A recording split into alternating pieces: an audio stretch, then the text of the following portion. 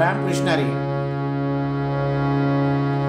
डोक्यावर चांदोबा आणि गंगा, जटाधारी देवाचे नाव सांगा. हातात कमंडलू दिसते छान, नागोबाच्या फण्यानं झाकली मान. शंख डमरू त्रिशूलला, वल्कले न्यसतो घोडासा. एकच पुढीचं नोटेशन आहे या भजनाचं. हे लहान मुलांना संस्कार घेते म्हणून अनेक स्कूलमधून घरामधून मुलांना शिकवण्यात येतं. चला तर पाहू याचं नोटेशन. डोक्यावर चांदोबा आणि गंगा, सा सा सा सा सा सा सा सा सा रे सा नि द.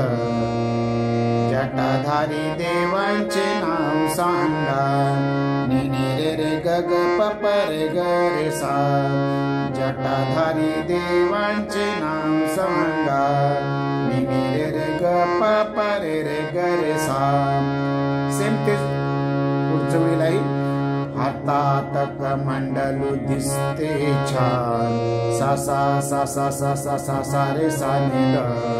नागोबाच्या फण्यानं झाकली मान, नि नि रे रे ग प प रे रे ग रे सा.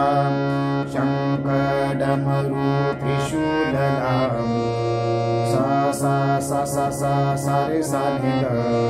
वल्कले न्यसतोय घोडासा, नि नि रे रे ग प प रे रे ग रे सा.